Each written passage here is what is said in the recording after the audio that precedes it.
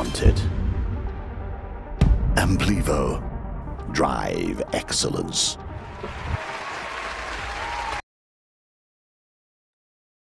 Yes, eh bien, bonsoir à tous. J'espère que vous allez bien, que vous avez la forme. Installez-vous confortablement. Prenez éventuellement un petit verre d'eau si vous en avez l'envie.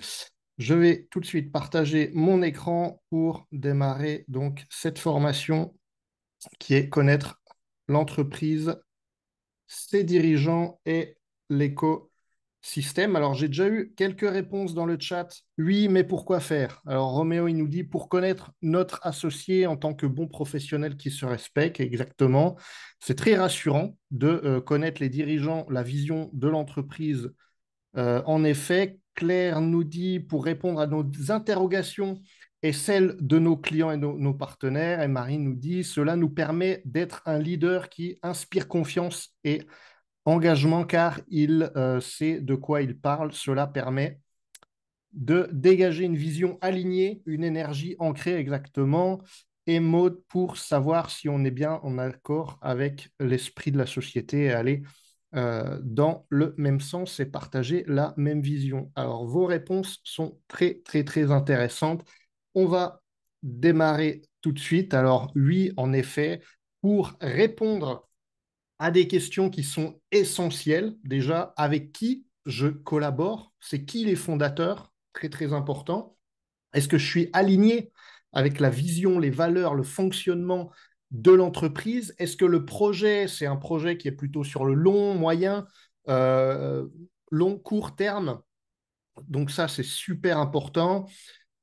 Ensuite, se rassurer, rassurer ses clients, comme vous le disiez, hein. L'entreprise est-elle encadrée par des organismes de contrôle ou est-ce qu'elle fait un peu ce qu'elle veut? Est-ce qu'elle agit librement? La société, est-ce qu'elle est solide? Est-ce qu'elle est crédible? Ça permet aussi de renforcer un sentiment d'appartenance, s'épanouir au sein d'une communauté qui est solidaire, grandir avec un réseau de personnes aussi qui partagent nos valeurs communes et avancer ensemble dans une mission, une vision qui a du sens pour avoir aussi soi-même confiance à l'entreprise, hein, ce que vous disiez dans le chat, et en son modèle pour se sentir en sécurité. Et si on se sent en sécurité aligné, eh bien évidemment, on va pouvoir le transmettre aux autres, aux clients ou à l'équipe et évidemment être mieux préparé au rendez-vous, disposer d'arguments solides, pouvoir expliquer l'écosystème, pouvoir répondre aux questions et lever les objections. Les objections. Alors cette formation, je l'avais déjà fait par le passé et il se trouve que ça a aidé beaucoup de gens justement à bien comprendre tout l'écosystème. Donc c'est parti, on va commencer par les membres du corporate. Alors, qui il y a? Eh bien, Elliot Hiller, donc comme vous le connaissez, hein, c'est le directeur mondial du réseau. Avant le MLM, il était thérapeute pour des thérapies de longue durée pour des personnes qui souffrent de divers types d'addictions. Il possède 35 ans d'expérience dans le marketing de réseau. Il a connu un énorme succès au cours de sa carrière. Et sur Amplivo, eh bien, c'est lui qui crée tous les supports qui sont disponibles dans l'académie. Il nous accompagne dans le développement de notre réseau et il travaille en étroite collaboration avec le Core Group. En fait, le Core Group, c'est un groupe de 12 leaders à l'international, donc de pays différents. Et donc, ils se réunissent toutes les semaines pour cadrer et donner l'impulsion et la direction du réseau. Ensuite, nous avons André Tops. Alors lui, c'est vraiment l'homme de terrain de l'entreprise. Ceux qui sont allés à Lyon ont pu le rencontrer. Lui, il va être responsable du développement des usines à travers le monde. Et c'est lui qui se rend sur place pour superviser, pour vérifier que toutes les machines, les usines sont en installation, sont parfaitement, le process suit l'installation. Ensuite, nous avons Wayne Dobson, qui est le directeur technique. Donc, lui, il va gérer toutes les plateformes que nous utilisons, les trois plateformes, donc Amplivo, l'Académie et CSR Now. Donc, il est responsable du support. C'est son équipe, en fait, hein, qui va répondre aux demandes quand vous contactez le support. C'est son équipe. C'est aussi le créateur du CSR. Il a mis en place tout le processus dès le départ, hein, dès la création, jusqu'à son développement sur la blockchain, le CSR 25 également. Lui, en fait, son histoire, c'est quoi? Eh bien, il est passionné d'informatique depuis le plus jeune âge. Son premier ordinateur, il l'avait à 11 ans. Donc ça, c'était à l'époque, hein, quand on n'avait pas encore, c'était pas ouvert pour tout le monde. Et avant même de finir ses études, en fait, il avait déjà créé des programmes informatiques pour des entreprises qui étaient locales, en fait. Et il a même créé des jeux vidéo lui-même. Tout ça avant de sortir de l'école. Donc, après avoir obtenu des diplômes dans des grandes écoles en Angleterre, il a travaillé plutôt dans le secteur bancaire, dans le secteur des logiciels aussi. Et en fait, son rôle à lui, c'était vraiment d'aller dans différents pays, voyager dans différents pays pour résoudre des problématiques informatiques de l'industrie bancaire. Donc, c'est pour ça qu'il est très, très calé sur la sécurité. Donc, il détient, par exemple, une licence de pilote de ligne et une licence de pilote d'hélicoptère, voilà, pour pouvoir, en tant que hobby, on va dire, et il est instructeur de plongée, etc. Donc, il a beaucoup de hobbies comme ça. En règle générale, son métier consiste à apporter des solutions aux problèmes qui sont complexes, hein, mener à bien un projet de A à Z qui est complexe. Euh, il va aller jusqu'à son aboutissement. Il travaille évidemment d'arrache-pied avec le PDG sur le concept du crédit plastique CSR, CSR 25. Et son focus principal, à lui, il est extrêmement vigilant sur tout ce qui est partie sécurité. Vous avez vu, hein, on a régulièrement des mises à jour de sécurité avec une double authentification, avec, par exemple, des fois sur CSR Now, on peut se dire, OK, c'est un petit peu lent. Eh bien, c'est parce que la sécurité y est très forte et aussi la conformité légale de tout l'écosystème. Donc, lui, c'est vraiment son focus. Il y a aussi Karet Nilsa, Nga, je ne sais pas si je prononce bien. Lui, c'est le directeur financier, donc ayant de nombreuses années d'expérience dans la finance et aussi dans le droit, spécialité dans le droit des sociétés, en droit tout ce qui est business, affaires étrangères en Thaïlande plus principalement. Lui, il est directeur financier qui supervise donc la comptabilité, le support commercial, tout ce qui est planification aussi de l'analyse financière. Il va s'occuper de la trésorerie de l'entreprise, de tout ce qui est audit interne, aussi de la fiscalité de l'entreprise. Et parallèlement à tout ça, il va jouer aussi un rôle clé dans le développement commercial et la formation de partenariats pour Corsair sur l'Asie. Voilà. Et ensuite, donc, enfin, Jussi Saloranta, que vous connaissez tous également. Donc, lui, il possède une solide expérience dans divers secteurs d'activité, comme l'immobilier, l'hôtellerie, la finance et le transport. Avec Corsair, eh bien, c'est lui qui va définir la stratégie de l'entreprise. Il est chargé du développement commercial à l'échelle mondiale. C'est un véritable chef d'entreprise, hein. Il a une grande, grande vision à long terme. Et personnellement, pour l'avoir rencontré à plusieurs reprises, bah, j'ai constaté vraiment, il fait les choses avec le cœur. C'est vraiment quelqu'un de, on va dire, charismatique, qui est un grand leader, mais à la fois, il fait aussi les choses avec le cœur. C'est un vrai passionné.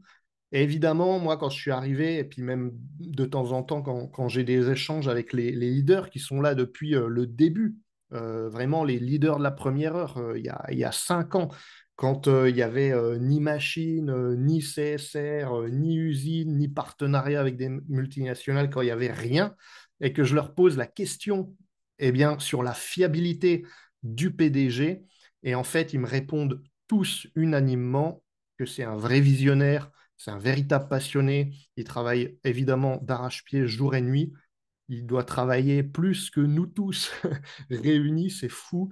Il est toujours positif et enthousiaste. Ça, j'ai pu le constater également quand je l'ai rencontré. Souriant, à l'écoute de tous, il est transparent et persévérant.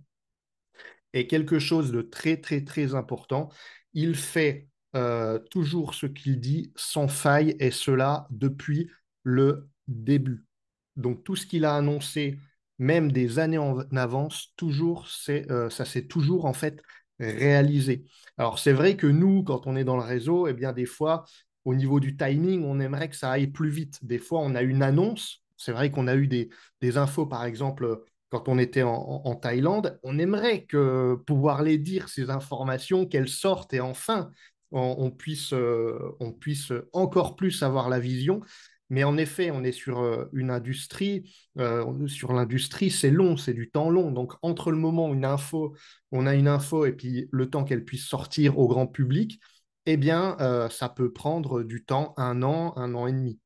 Voilà. Donc, on est sur du temps long.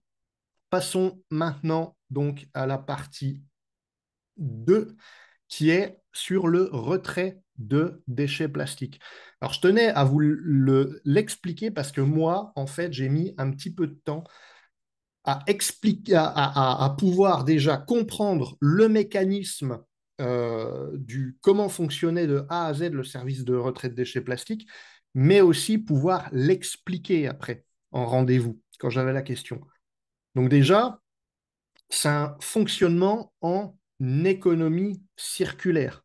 Donc l'idée, c'est que tout le monde soit gagnant, gagnant, gagnant. Que ça soit l'entreprise Corsair, évidemment, que ça soit nous, les partenaires avec Amplivo, que les entreprises du marché aient des solutions pour pouvoir compenser leur plastique. Les politiques également ont du coup une solution pour pouvoir faire passer des lois, etc. Donc ça, c'est vraiment un système qui est gagnant-gagnant, qui répartit également le flux financier. Donc, comment ça marche exactement? D'accord? Ce qu'il faut dire déjà, c'est que, eh bien, pour la première fois au monde, un particulier peut participer à ce type d'opération. D'accord? D'habitude, c'est réservé aux grands portefeuilles, aux grandes entreprises, etc. Aujourd'hui, les particuliers, les entreprises, des associations, un organisme privé ou public peut bénéficier donc de notre système. Évidemment, nous, on travaille plutôt avec des particuliers, hein, c'est notre principal focus. Néanmoins, toutes ces organisations ou personnes peuvent bénéficier donc de ce que l'on fait. Alors, comment ça marche? Eh bien, on a un contributeur.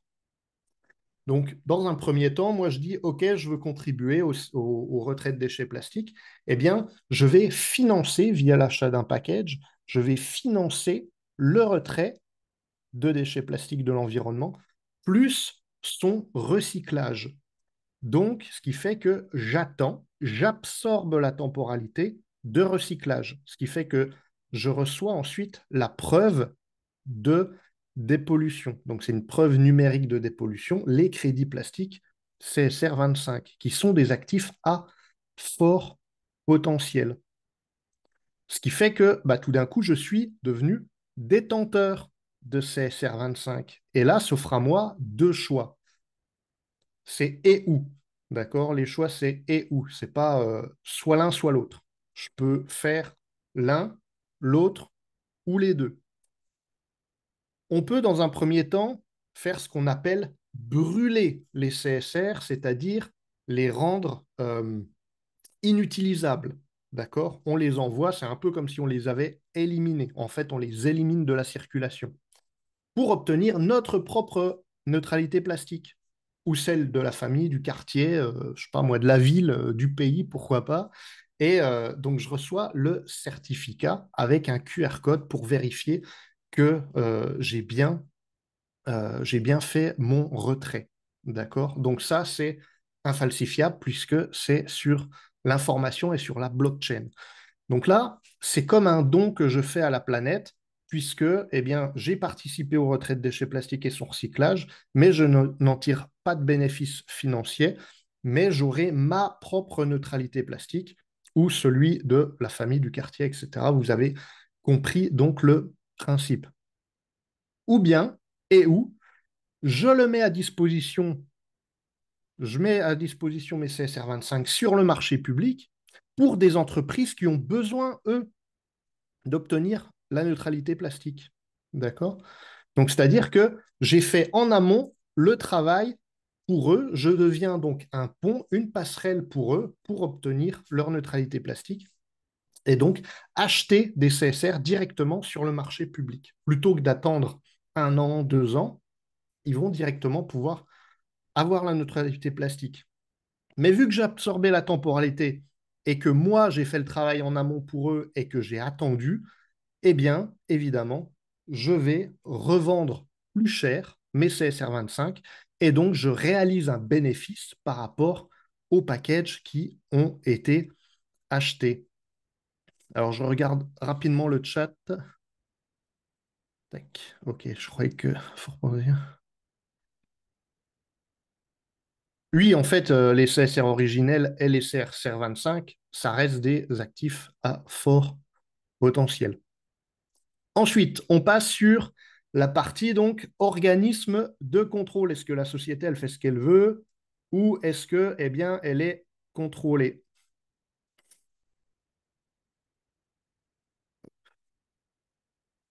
Voilà, donc la partie industrielle et la partie humaine sont auditées par des organismes indépendants via l'ISCC System. Donc vous avez sûrement déjà vu hein, cette certification que vous trouvez aussi sur la présentation courte. Je vous invite aussi à aller vérifier hein, par vous-même sur Google, c'est quoi l'ISCC plus certification, ISCC System. Alors on peut se dire, ok, bon, c'est bien beau tout ça, moi j'en ai jamais entendu parler. Ton truc, c'est peut-être une petite association, ils servent à quoi? C'est quoi l'ISCC System? Il faut savoir que l'ISCC System, c'est plus de 7000 entreprises auditées dans 130 pays différents, avec plus de 12 000 certificats délivrés. Et l'objectif des contrôles, eh bien, c'est de vérifier le respect des normes écologiques, de veiller au respect de bonnes conditions de travail pour les employés. Donc, il y a un aspect social aussi. Et l'ISCC+, c'est la certification de qualité la plus élevée qu'il est possible d'obtenir dans l'industrie du recyclage. Il y a aussi la mise en place du contrôle qui a été faite par un organisme très connu, donc TÜV Sud. Eux, ils sont intervenus pour créer la procédure de contrôle de délivrance des CSR, CSR25. D'accord? Donc, pareil, hein, vous pouvez aller voir sur Internet qui ils sont. Ils ont délivré 600 000 certificats et 1000, ils sont dans 1000 implantations à travers le monde avec 28 000 employés. Voilà, donc TÜV Sud, c'est aussi s'il n'y a pas l'autorisation de TÜV Sud pour un avion partout dans le monde de décoller, il ne décolle pas. Quand vous allez en Allemagne, vous faites le contrôle technique de la voiture, vous verrez des centres TÜV Sud. Donc c'est vraiment très très connu dans le milieu industriel. Ensuite, il y a l'organisme de contrôle Control Union, où vous pourrez aller voir sur Google. Donc, c'est une société qui est centenaire, qui ont plus de 5000 employés dans 80 pays différents. Et eux, leur rôle, eh bien, c'est de réaliser l'audit de conformité de la délivrance des CSR 25, CSR, CSR 25. Donc, en gros, eux, ils mettent en application ce qu'avait créé en amont TÜV Sud. Donc, eux, ils vérifient, en fait, via les audits, on fait ce qu'on dit, on dit ce qu'on fait. D'accord? Vous retrouverez les attestations, si vous en avez l'envie, vous retrouvez les attestations. Ah, j'ai mes slides qui passent toutes seules, je ne sais pas pourquoi. Voilà. Les attestations. Ah bah, je ne sais pas pourquoi il ne reste pas ce. Vous avez toujours le même écran, vous. Bon, voilà. Donc là, vous avez cette slide sur laquelle je reviens en permanence. Voilà. Ou vous allez sur l'ISCC System et donc vous pouvez retrouver les attestations différentes de certification dans la database. Donc la partie 3, le fonctionnement de la compagnie MLM classique versus le fonctionnement donc de Corsair Amplivo. Vous allez voir que c'est un peu différent. Donc, une précision qui est essentielle, et il y a un mot ici que vous allez pouvoir retenir. Donc en fait, pour qu'une entreprise de MLM ait du succès sur le long terme, il y a un ingrédient, et ce mot, c'est la confiance. C'est l'ingrédient indispensable de la communauté envers la société. Ça, c'est obligatoire. Pour créer de la confiance, comment on fait? Eh bien, les clients et les leaders doivent se sentir évidemment en sécurité avec l'entreprise. Ils doivent être en mesure de développer une vision à long terme, faire la promotion d'un produit ou d'un service, évidemment, de qualité, avec une forte demande sur le marché. Donc, il faut cocher toutes ces cases, en fait. Donc, on va passer déjà en revue le fonctionnement d'une compagnie de marketing de réseau classique. Comment ça fonctionne? Eh bien, déjà, il y a le départ de l'entreprise, création d'une communauté, mise en vente d'un produit ou d'un service. Ensuite, il y a une progression, donc une croissance progressive de l'entreprise. Période de momentum. Un momentum, ça veut dire une croissance ultra rapide et de l'excitation au sein du réseau, d'accord, de la communauté. Et il y a une phase, forcément, à un moment donné, de stabilisation. Une fois stabilisée, l'entreprise de marketing de réseau classique doit avant tout se sécuriser, et cela repose principalement sur une vente efficace de son produit, de ses produits ou ses services. Pour y parvenir, elle doit instaurer une confiance, encore une fois, hein, la confiance de la communauté, afin qu'elle reste solide et doit continuer à réaliser des ventes en grande quantité. Elle doit également garantir une croissance régulière, évidemment, hein, si elle stagne, ça ne va pas, donc, et connaître des périodes de momentum réguliers qui doivent se renouveler sans cesse pour assurer donc la pérennité de l'entreprise. Si les produits ou les services se vendent mal, pour diverses raisons, hein, peu importe la raison, eh bien, cela entraîne mécaniquement moins de ventes. Donc, moins de ventes, c'est quoi? C'est moins de chiffre d'affaires. Moins de confiance au sein de la communauté. Il y a une diminution de l'intérêt, moins d'enthousiasme, d'excitation au sein du réseau, augmentation des doutes, perte de vision. Hein, c'est un cercle vraiment, c'est un cercle négatif qui se met en place. Départ, évidemment, de certains top leaders vers une entreprise qui est en croissance. Ça, c'est le risque d'une entreprise de MLM classique. Et pourquoi, en fait, la holding Corsair est à l'abri de tout ce qu'on vient de dire, ce cercle négatif? Eh bien, parce que Corsair Amplivo est une entreprise disruptive. Et là, elle utilise en fait un écosystème qui est vraiment unique au monde.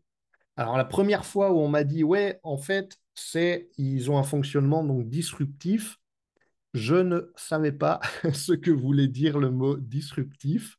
Donc, ce que j'ai fait, eh bien, je suis allé sur Google voir la définition. Donc, en fait, ça désigne un modèle ou une entreprise qui casse les codes, les normes et les structures de leur secteur ou de leur domaine. Être disruptif, c'est être radicalement innovant, inventer des modèles nouveaux, bousculer. Et voilà, ça ne vous rappelle pas une entreprise? Eh bien oui, Corsair, un écosystème unique au monde. Car pour la première fois dans l'histoire, une entreprise industrielle, donc la holding Corsair Group International, va mettre en œuvre l'une de ces sociétés, qui est appelée Amplivo, en tant que branche commerciale. Donc Corsair, ce n'est pas une entreprise de MLM, ce n'est pas une entreprise de marketing de réseau, mais c'est bien une entreprise industrielle et cette dernière utilise la puissance du marketing relationnel pour se développer. Et je sais que voici ce que certains de nos invités, même peut-être même des gens qui font partie du réseau, imaginent dans leur tête, la structure de l'entreprise. Donc, Corsair en pivot en haut et une espèce de pyramide en dessous. Et bien en fait, ça, c'est totalement faux. Voici la réelle structure de la holding Corsair Group International. Donc on voit qu'il y a diverses choses, hein. Corsair Capital, Corsair Europe, la société c'est Corsair Service Europe, Corsair Asia, Corsair Latam et une société commerciale qui est Amplivo, d'accord? Ici en rouge. Donc pour résumer, la holding Corsair Group International, c'est quoi? Eh ben, c'est Corsair Capital qui va plus tard, qui a pour objectif d'entrer en bourse, qui va plus tard pouvoir ouvrir à des investissements, etc. On en saura plus tard. C'est aussi de l'immobilier avec des installations industrielles, de l'équipement industriel avec des machines de recyclage. C'est la société de services de gestion des crédits plastiques. C'est de la production et de la vente de pyrolyse. Et c'est la société Amplivo et sa communauté, de la partie marketing. D'accord? Mais aussi des clients, des partenaires d'entreprises multinationales et Corsair Fondation qui, comme vous avez vu des vidéos, ont toute une dynamique sociale. Ça veut dire que la branche MLM, la communauté est entièrement protégée par la holding et la partie industrielle de Corsair. D'accord? L'activité de Corsair étant la vente d'un produit hautement lucratif, le biocarburant, biohuile, huile de pyrolyse avancée. La demande sur le marché est totalement colossale et l'offre réduite. Et pourquoi c'est rassurant? Eh bien, même si à certaines périodes, le service d'enlèvement de déchets plastiques, donc les PNP d'Amplivo, étaient moins sollicités, ce qui pourrait tout à fait arriver et ça pourrait être normal et naturel, eh bien, cela pourrait entraîner un ralentissement de l'activité et en toute logique, une baisse de momentum. Néanmoins, Corsair continuera d'année en année à augmenter son chiffre d'affaires grâce à la vente d'huile de pyrolyse avancée qui est, rappelons-le, un produit très, très lucratif à forte demande à échelle mondiale. Le CA, mécaniquement, augmentera de toute façon d'année en année.